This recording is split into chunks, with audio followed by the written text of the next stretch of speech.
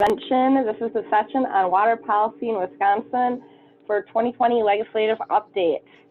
I'm going to go over a brief introduction to Zoom in case you weren't in the sessions this morning. If you look at the bottom of your screen in the middle, there is a chat button. You can direct all questions there. There's also a reactions button on the far right-hand side of the screen, which allows you to applaud or give a thumbs up to the presenter. All of you will be muted for the presentation due to the number of people on the call. But as I said, all questions can be directed to the chat button. The presentation will be recorded for later viewing, so all questions and comments will be recorded also. In addition to that, I guess I would just like to welcome Mike Engleson as our presenter for today.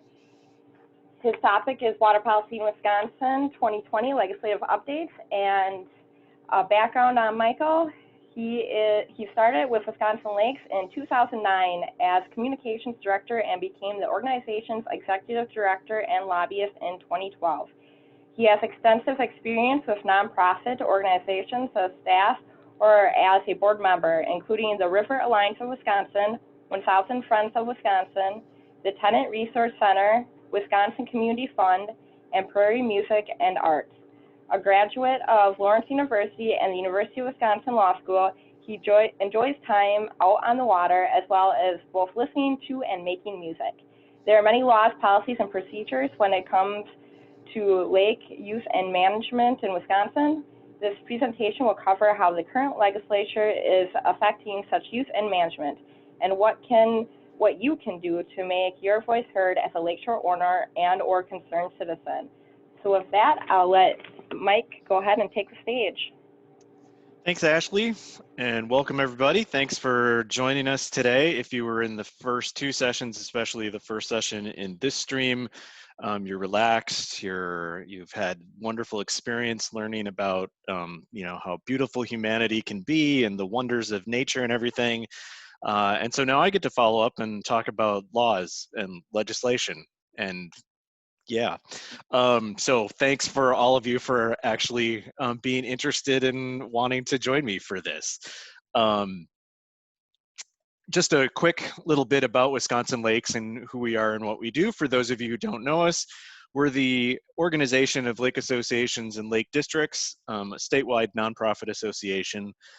We work very closely with DNR and UW Extension Lakes program, and thanks to Amy Kowalski, our Zoom host. She's running the stuff in the background, so thanks to her. Wisconsin Lakes works to promote healthy lakes. We provide education and technical assistance to lake organizations. So for instance, I've been doing a lot of work in the last couple of months on how organizations are able to manage themselves through this pandemic and this special summer that we're having. And in fact, that'll be, I'm doing a session at the end of the day on that. We also work on advocacy. So we advocate for strong science-based water policy in the state, and I am a registered lobbyist and work in the Capitol some with legislators. And so we're going to talk today a little bit about what has happened in the last legislative session, which is coming to a close at the end of the year. So there's been a little bit of legislation that has impacted lake organizations themselves, especially lake districts. We'll talk about that. Some general water related legislation, but not really a whole lot. And then this was the 2019 was the year of clean drinking water and featured the Speaker's Water Quality Task Force. So we'll talk about that some at the end. Feel free to jump in with questions in the chat box. Like Ashley said, she'll pass them on to me as they come. I think there's plenty of time to cover everything, which really is not always the case in these sessions. But this year, the amount of legislation really has been relatively small. But I think it's always helpful to start out with just to see where we are in the legislative timeline. So the legislature meets in 2-year increments called bienniums. This legislative session started back in January of 2020. COVID-19. In that first year, a lot of the activity is passing the state budget. There's some general legislative action, but really the largest part of legislative action happens from November through about the end of March. Sometimes it will go into April or May. The last couple of years, the legislature has actually ended things a little bit earlier than they have in the past. You know, right now we're right about here. So this break is really obviously the fall elections are coming up. This break is really the time when legislators are beginning to work on their campaigns normally, and getting ready for those elections coming up in November. But of course, this year we had this thing happen in March, and that put a big break on the whole legislative session right before really the end. And that's important because there was a lot of legislation, really not just water related stuff, that never got taken up by the Senate because they didn't have the final day of voting that they were planning on having in late March because of the shutdown. And from everything that I have heard, it doesn't look like there's a plan to come back and finish anything up this summer. There's been some talk that after the election, they may hold a lame duck session and come back and vote on some things. As you'll see, there was a whole host of bills that were passed by the Assembly that the Senate just never got to. The Assembly wanted to get out of town early, so they had completed all of their work by the end of February, I guess fortuitously. So I think most of the stuff that the Assembly had intended to pass probably was already taken care of before COVID-19 hit, but because of that, that 1 day left of voting, the Senate did not get to a lot of this stuff, including most of the things that I'll be talking about today. So I'll jump in with first with some legislative actions that impacted lake organizations specifically, and start out with a couple of bills that impacted lake districts in particular. So if you are a lake association, these rules don't apply to you. But this first one, which did pass, it passed both the Assembly and the Senate and was signed into law by the governor, was Act 99, and I think we mostly talked about it as AB 360. So the AB means Assembly Bill, the SB means Senate Bill. But what this bill did was it created some process in the voting procedure for Lake District commissioners that where there really was not a whole lot of process in the past. Wisconsin Lakes did support the bill. The recount procedure we'll get into the end maybe, in our opinion, went a little bit more overboard than it needed to, but to get the thing passed, it was what the legislature ended up with. And I think overall, it does create some process and some definition of how voting has to happen to avoid controversy. The bill really came about because of a controversial election in a district in southeast Wisconsin where there were a number of different counts of the vote totals. There were a couple of controversial issues that were going on in the district, and so it was an election that was heavily contested, and there was a lot of attention paid to it. It ended up with some of the ballots being counted apparently at someone's on their kitchen table or something like that, and the announcement not being made until weeks after was brought to the attention of some local legislators, and this legislation ended up as a result. So what it says is that to vote in a commissioner election, which must take place at an annual meeting of a district, a voter must be present to vote and get the ballot before the voting begins, and it has to be a secret ballot. Those ballots are then counted and totals reported at the annual meeting. And while the ballots are being counted, any candidate can request to have themselves or a representative watch the counting of the ballots. So it just kind of builds in some transparency, but it requires that the announcement of the winner be made at that meeting. I would guess at 99% of Lake District meetings, that's not going to be an issue at all. But if after that initial count is done, either a candidate or the legislation says an elector, and that's important, can request a recount. So you have two different basically types of individuals that can qualify to vote at a lake district. You have property owners, and then you have people that are just normally able to vote at an election for town supervisor, county board, president.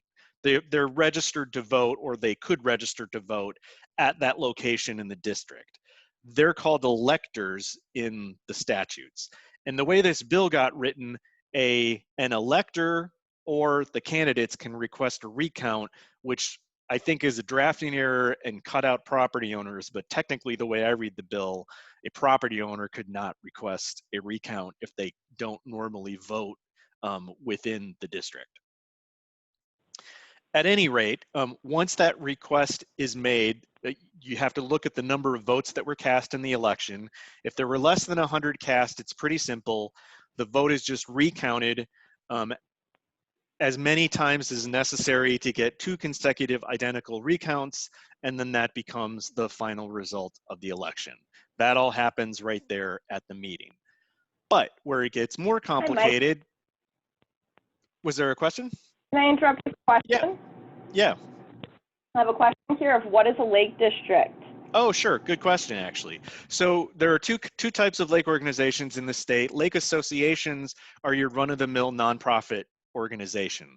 A lake district is something that's created under Chapter 33 of the statutes, and it's a special purpose unit of government, not unlike a sanitary district or a school district.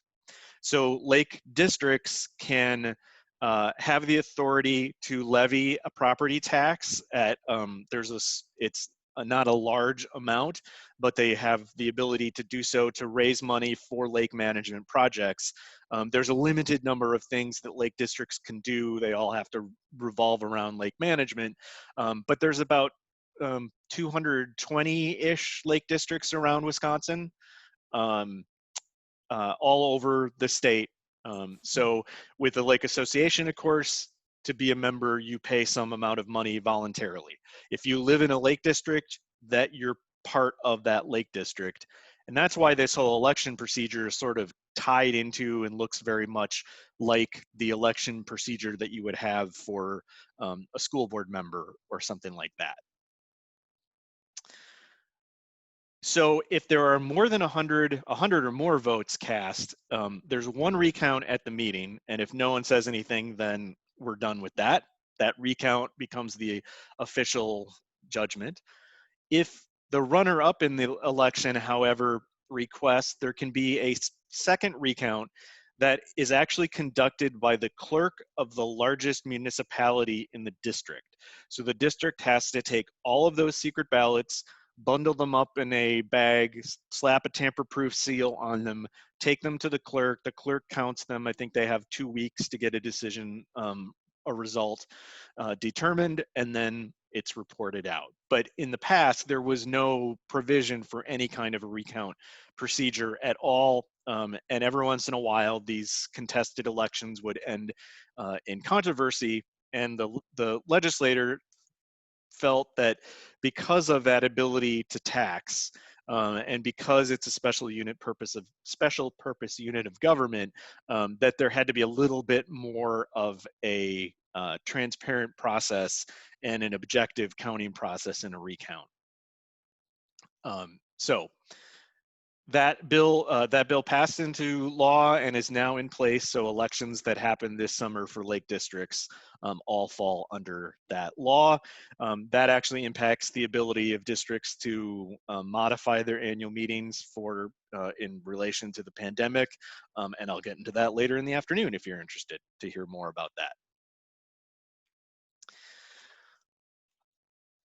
The other bill that impacted lake districts would have increased the bid threshold for districts from $2,500 to $10,000.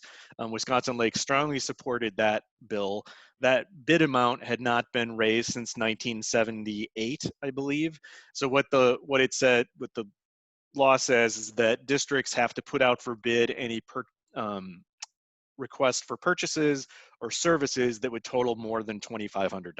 Well, $2,500 doesn't cover a whole lot anymore for some pretty typical large purchases that a district would make. And it also makes it very difficult for a district in an emergency situation to get federal disaster aid. If a disaster occurred and there was massive flooding or something for some reason, and the district had to buy a lot of sandbags or get contractors in to do some work or something like that, you could easily have expenses greater than 2,500, but FEMA rules say that you can't get reimbursed for that unless you've actually gone through your statutorily required processes. So the district would have to put out for bid the disaster help, which obviously is not very timely and not particularly efficient. So we were trying to get that amount raised to $10,000 just to make everything easier. That bill passed in the Assembly very late at night. I think it was like after midnight. And just before it was passed, some legislators added an amendment to it that was approved that had something to do with PFAS regulation. PFAS are this brand of this class of chemicals that we're seeing polluting our waters in a lot more areas and with a lot more frequency in the last few years. It was not, in our opinion, particularly well thought out regulation.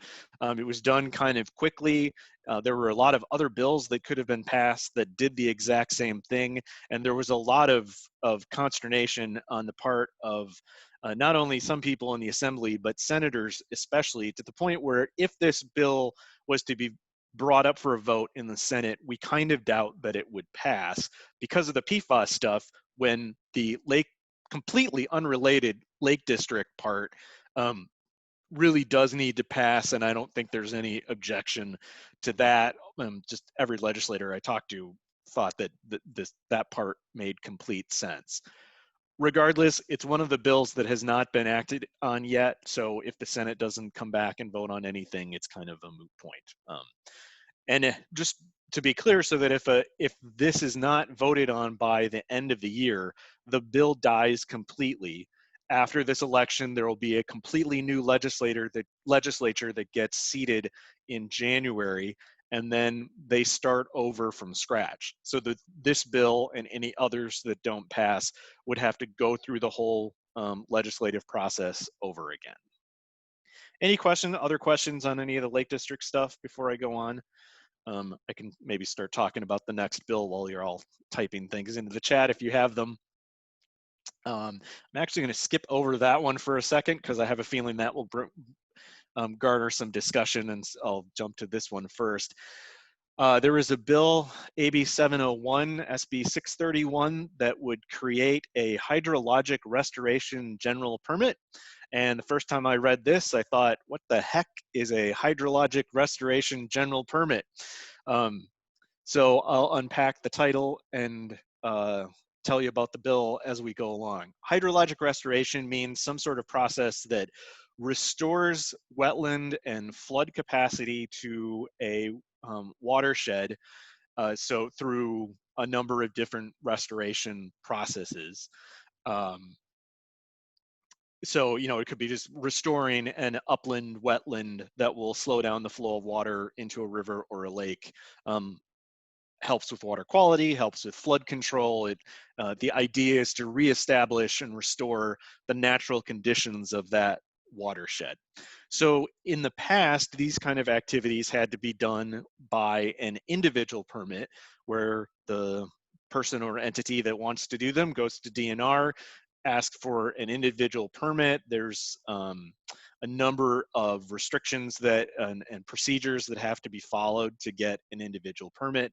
And the thought was that this was too difficult and holding back these kind of restoration activities, and so it would be better to have these accessible through a general permit. In a general permit, DNR takes a look at the activity that is going to be undertaken, so all of these kind of restorative activities in this case, writes a permit that says, as long as you do these things and these activities and follow these activities, it's kind of just a pro forma approval. There's no public, in an individual permit, there would be a public hearing potentially on that individual permit. For a general permit, there's a public hearing before the general permit is approved. Individual instances of its use don't require public hearings, don't require public notice. It just kind of streamlines the process.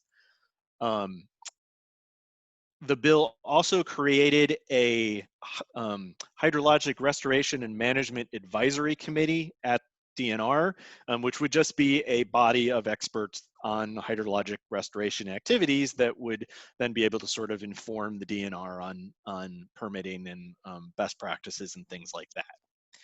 Wisconsin Lakes was neutral on this bill. We like the idea of hydrologic restoration. I think that it makes a lot of sense. And there's another bill that I'll just talk briefly about in a second that deals with some floodplain projects in the Northwest that was, a great idea. Where we have problems with it is we're not really very enamored of general permits because of the lack of public notice.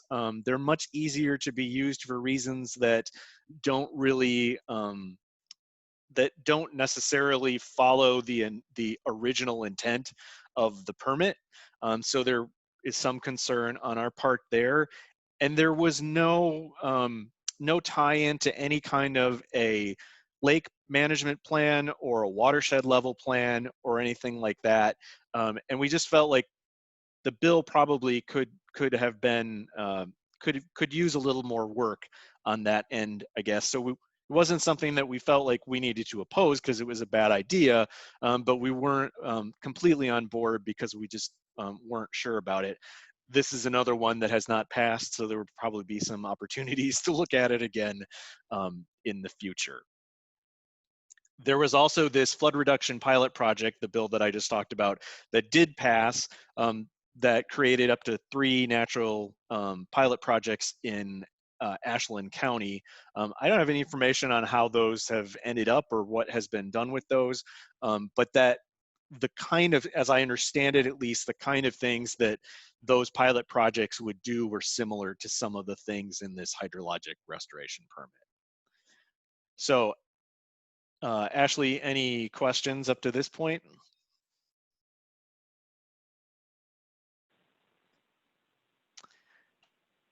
Hearing none, I will move on to the peer rights bill, which some of you may have heard or seen advertisements about. This was heavily supported by the Wisconsin Realtors Association. And I did a whole session on this at the online Wisconsin Lakes and Rivers Convention back in April, which if you go to the UW Extension Lakes website, you can find the archived presentations for that. You'll get a lot more information about this whole bill.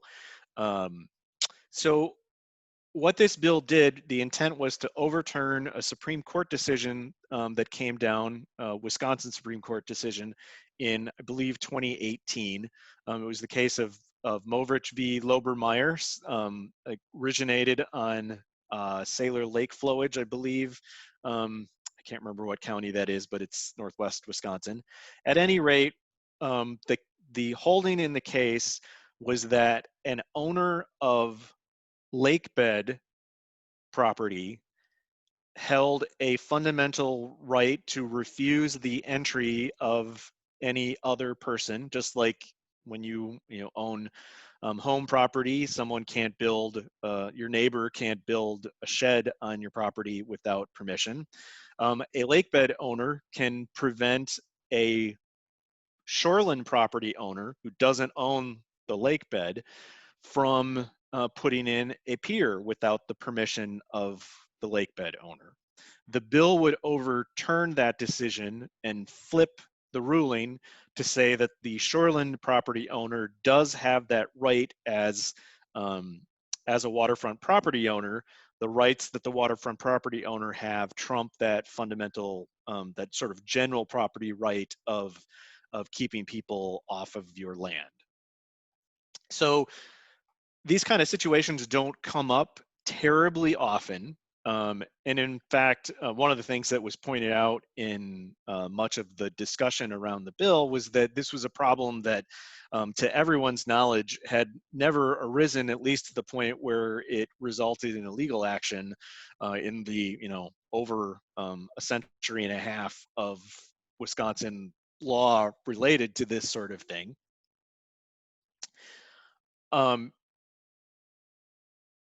So it was not a common instance that this ended up being a problem, partly because in natural lakes, the lake bed is owned by the state. So this doesn't become an issue. The question's not even need to be asked if it's a natural lake. But if it's a lake where there's a dam that creates it, then the lake bed is oftentimes owned by the person that owns the shoreland. Sometimes, if there have been interesting real estate transactions that have happened over the history, which was the case on this property, you could end up with a situation where someone else owns the lake bed that is off of your shore. And the idea was that this would protect riparian rights to place piers. There was an amendment added in the Assembly bill which passed, which it didn't exactly exempt the owners of hydropower facilities that own the lake bed from having to deal with this, but it gave them a little bit more ability to keep piers out of the water. And my sense is that the vast majority of situations where someone else owns the property, the lake bed that's off your shore, is in this case where you're on an impoundment behind a hydropower dam. So the dam owners probably have some sort of licensing agreement with the Federal Energy Regulatory Commission, or sometimes there's a state or local license as well, that says that the land that has been flooded by the dam needs to be managed in a certain way. There might be some habitat things built in that they have to provide a certain amount of habitat. So the hydropower companies were concerned that if people could suddenly put piers and they didn't have any ability to stop them, it would jeopardize their licenses. So the amendment says that the shoreland property owner has to apply to the hydropower company to be able to place the pier. That company can't deny the placement of the pier unless it would somehow impact the license, but it can actually charge an administrative fee for figuring that out. I have no idea how that would play out. And to be honest, it seemed like it made things more complicated and potentially more costly for the waterfront property owner than the bill was the way it was written initially. But that was the amendment that came up. The bill has not passed in the Senate, so this would have to be re-legislated again in January. I highly anticipate that this bill will come back in the next session because it got so much play by both the realtors and the utility companies. So we have some time. Yeah, go ahead. I don't know if we can hear. Oh, we can hear Ashley. Can you hear me or no? Yes. You can hear me, okay. I have a question asking, is this a bill? I was getting a lot of mailings about saying they're going to take away your right to have a pier. Tell them you want to keep your pier. Exactly, yes, that is, this is that bill. I think there were estimates that the realtors spent, it was in the millions, if not hundreds of millions, on advertising on this, which left some of us a little bit flabbergasted It was the level of rhetoric that was generated around it was way, in my opinion, beyond what was necessary for the bill or for the situation.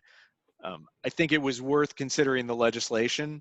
Wisconsin Lakes didn't take a position, mostly because we have members on both sides of the issue. I mean, there are some people, and there were some arguments that were made at the hearings that by people who own Lakebed, who had spent a significant amount of money putting in some fish habitat restoration projects and things like that, that could easily just get torn up by someone, getting improving the property, that part of the shore, putting in a new house or something like that, and being able to put the pier out when they had never done so before. So there were, at the same time, if you've been putting out your pier for years and years and years and not had a problem, I can understand why that right should seem like it should hold as well.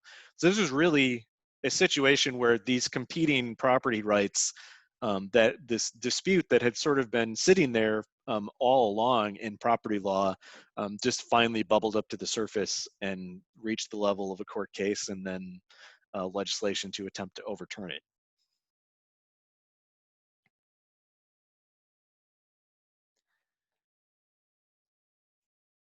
Other questions on that? Yes, I have another question, but this was only for impoundments, right? Yes. So impoundments or flowages, so it's really only on lakes that are behind a dam.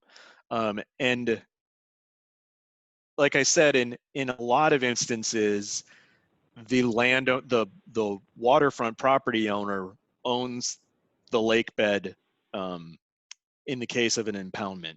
It's mostly, as far as I've been able to tell, and there has not been a real comprehensive study of this, but the majority of situations where where the lake bed is owned by somebody other than the waterfront property owner is in the case of it's a utility.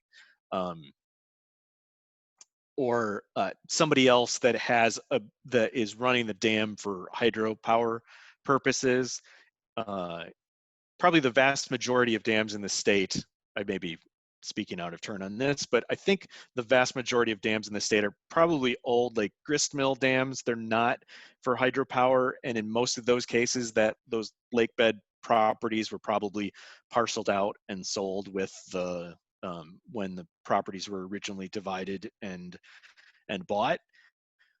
But in most cases, if you're a waterfront property owner, you may not know for sure because it was never something that you really were, that was brought up that you needed to know whether or not you owned a lake bed in front of you. It was just something you acted as if you did. You used your riparian rights the way you had been told by everybody, probably from the realtor up through what you've learned in places like this, and everybody was happy, and in most cases it works out just fine. The Supreme Court decision was a family squabble, so that had a lot to do, I think, probably with why it got to the point that it did. But it the decision of the court is what is current law in Wisconsin until this bill would pass and overturn it.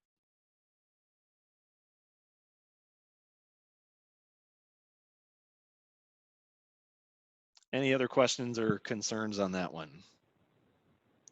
I'm seeing no more questions right now. All right, and it does this in the advertisements about this, it was not really made clear, but this does involve more than just pier rights. It's to place piers or other structures, which is it was unclear exactly how far, what kinds of structures, what kinds of fill would be allowed, and it also did not, if the other structure or fill or whatever would require a permit from DNR in a normal situation, all of that kind of stuff would still come into play.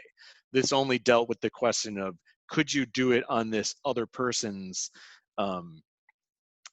on the lakebed. It had nothing to do with the kind of public trust Chapter 30 issues that are involved with doing things in waters of the state.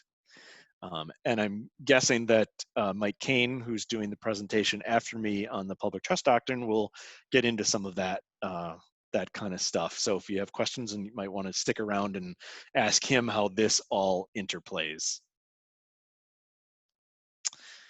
All right, well, if we don't have any other questions on that, I will move on to the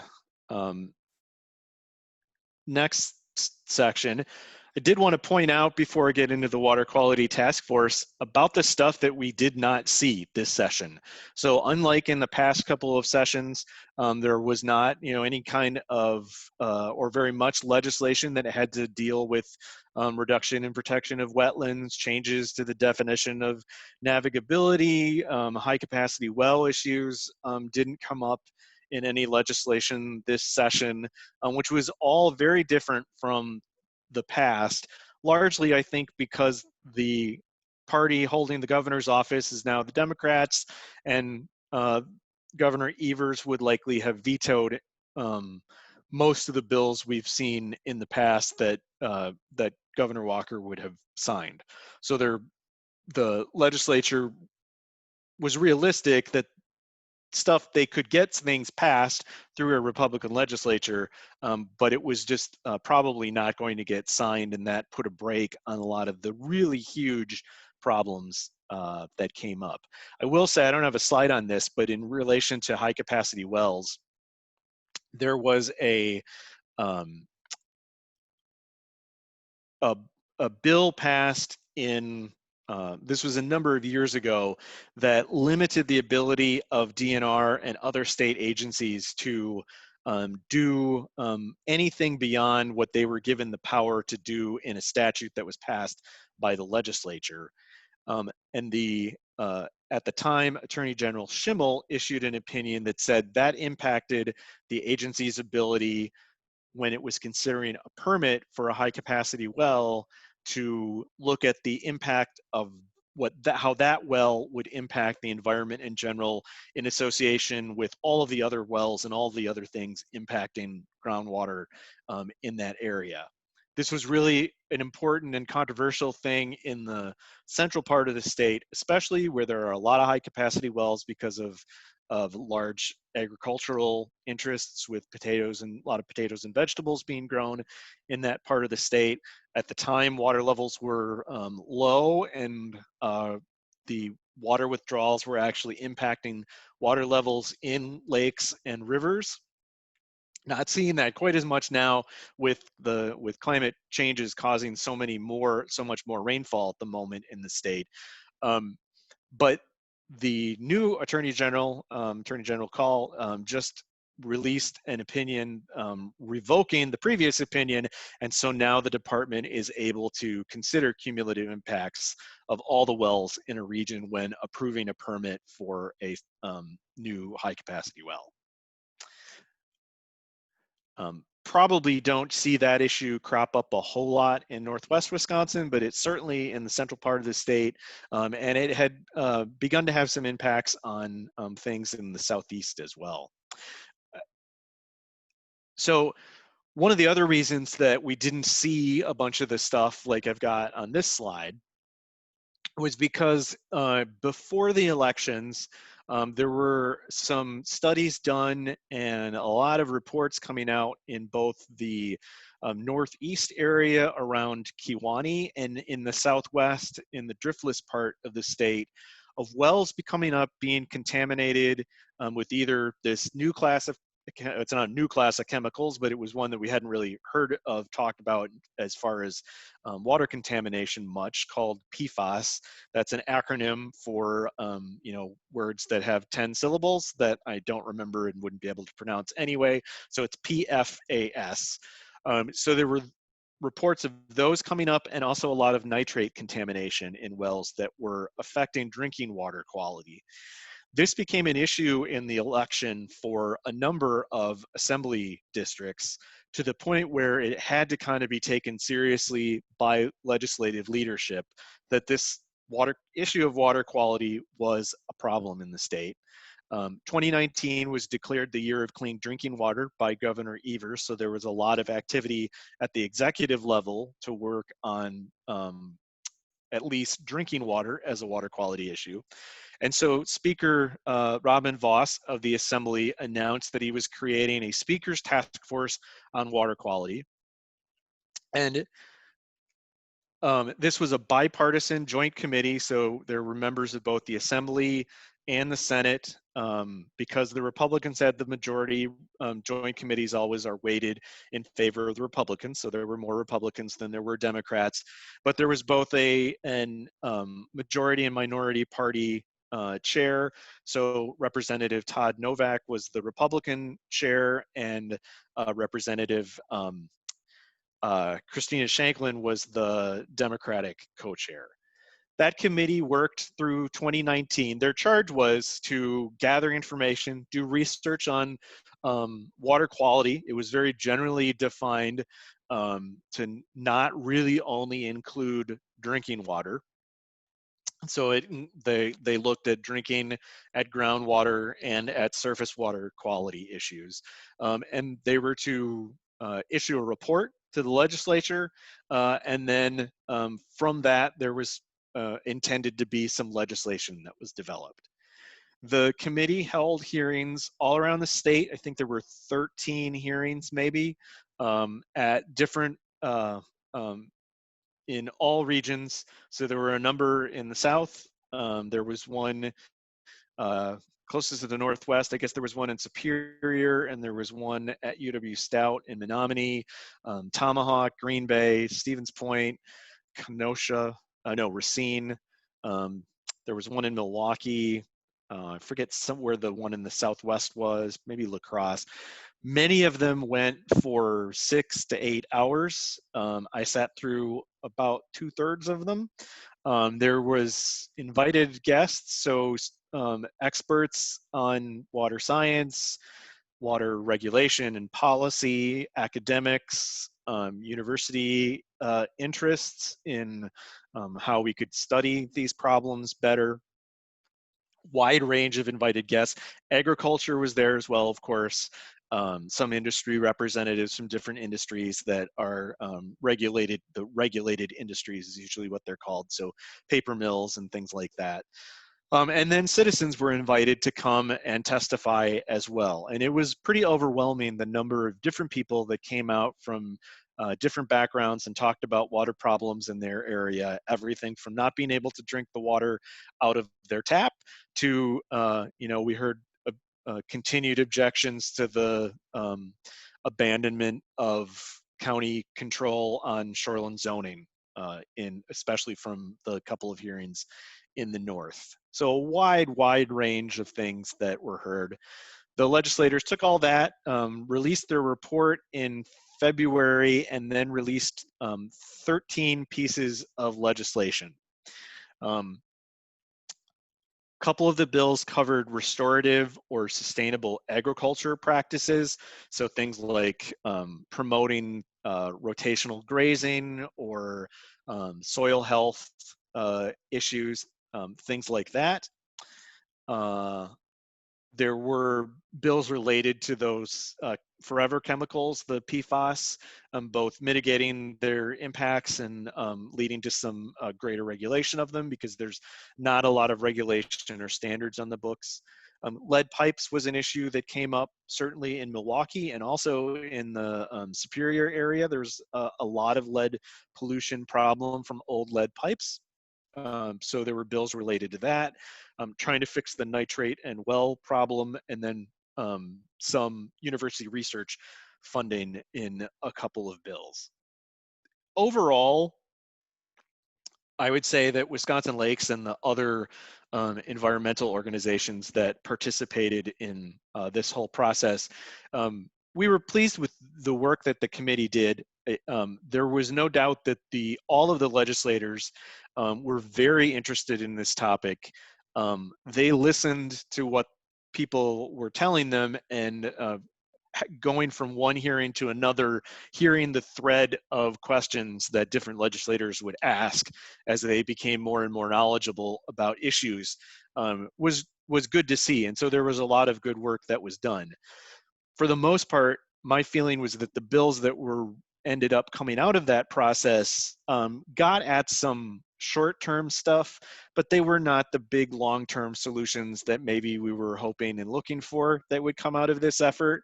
And there's still a lot of work that would be left to be done, even if these things had passed. Common theme through this whole talk, I think you can guess. Their fate is unclear because it all depends on what happens in the Senate if the Senate comes back. So many of these bills had a price tag attached to them, and I'll get into the specifics of a handful of them in a second. But many of them had a price tag, sometimes not insignificant. They all passed the Assembly fairly easily. They are, even if they were to be voted on, the Senate did not sound like they were very interested in spending more money.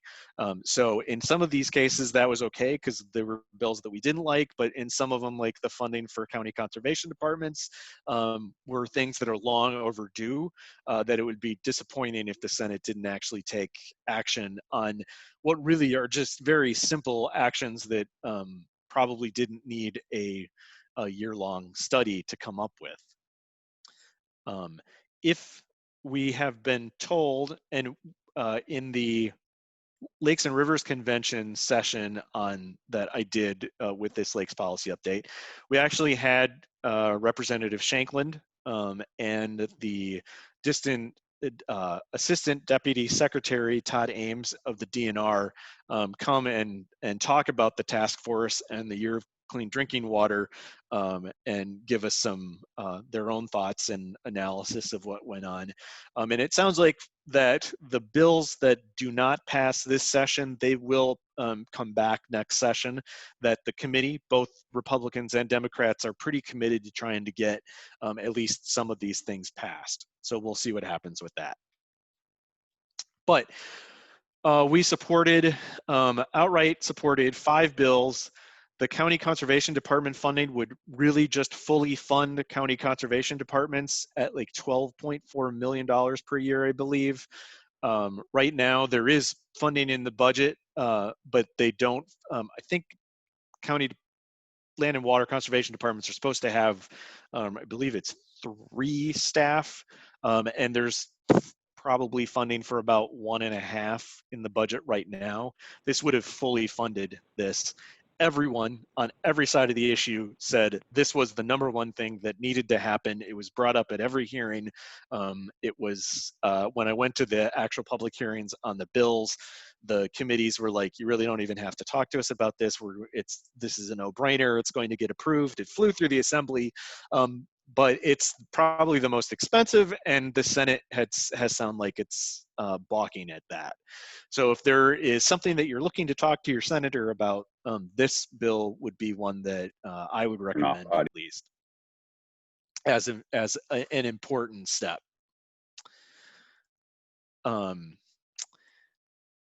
The restorative agriculture assistance package had a bunch of different restorative agriculture things in. I mentioned managed grazing, cover crop, help with some loan payments to put in cover crops and things like that. There was a restorative ag certification process that was included. And interestingly, in this bill, there was also funding, increased funding for producer-led councils or farmer-led councils, and the ability for those councils to access the lake management funding part of the surface water grant program through DNR, which sounds like that would be stealing money from lake groups, but we actually were highly in favor of this idea because, first of all, a producer-led council is not going to do a lake management plan, and there has to be a lake management plan to get this money, which means there's going to have to be some collaboration with a lake group in order to get access to those funds. But it really could spur some interesting collaborations between the farmers who are, creating some of the runoff to be able to help them put some things in that would help the lake with the input of the people on the lake, which is an idea that Wisconsin Lakes has supported for a number of years now. So we were quite excited about that particular bill. The others didn't have as much to do with lakes, so I won't really spend a whole lot of time talking about them, but would be happy to answer any questions on them to the extent that I could. And I'll finish with, there was one bill that was not introduced by the Water Quality Task Force, but was sort of related to water quality, that did get started early enough in the session that it did pass and was enacted into law.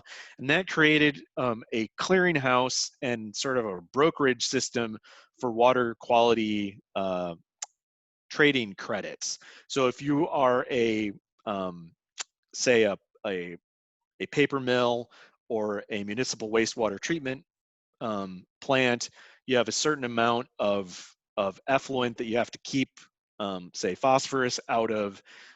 You might have to spend a lot of money to put in new systems to treat that water to keep the phosphorus out. Well, we've had a program in Wisconsin for a long time that would allow you to trade if you could get let's say a farmer to implement some restorative agricultural practices that reduce the runoff of phosphorus from their land in an equal amount of what you have to reduce your phosphorus from your plant. And that's cheaper than doing what you needed to do to your plant, then you can make that trade. This bill would create another system that would sort of help lessen some of the risks and make that process, that trading process, simpler. And so it's another tool in the toolbox of working on a watershed level and getting phosphorus runoff reduced in a way, getting all of the stakeholders to work together. And that bill passed fairly easily. We'll see what comes of it. There were a few things that we opposed. There was a bill that would have created some funding for biomanipulation projects. Biomanipulation is the use of manipulating either the plant or the animal community in a lake to not necessarily reduce the amount of phosphorus in the water body, but inhibit the growth of algae. So a simple version of this is a carp removal project, is biomanipulation. So you're trying to get the lake in a balance where even though there's phosphorus in the system, it's not going to lead to the creation of blue-green algae. These kind of projects have been studied. They work on shallower lakes in some instances, but can be of limited use. And it seemed like a waste of money that could have been going someplace else. So we were opposed to that bill. The second one, the public comment period on groundwater standards, was really it was adding a public comment period that would allow industry to have a greater impact on how groundwater standards for different chemicals and pollutants would be set earlier in the process. It would give them greater influence. It was not really going to help the public, and it was going to upend a system that has been working in the state for decades. And so we were opposed to that bill. And then there was a bill, I actually don't remember the exact details of the municipal flood control grant programs, but it changed it in a way that we felt that it was not the best use of those funds. Then there was a huge slate of legislation of differing sorts around the PFAS. Some of those were good, some of them were bad. The only one that passed was a simple thing regulating firefighting foam. It wasn't particularly, there was nothing wrong with it. It didn't really go very far as getting at the whole PFAS problem.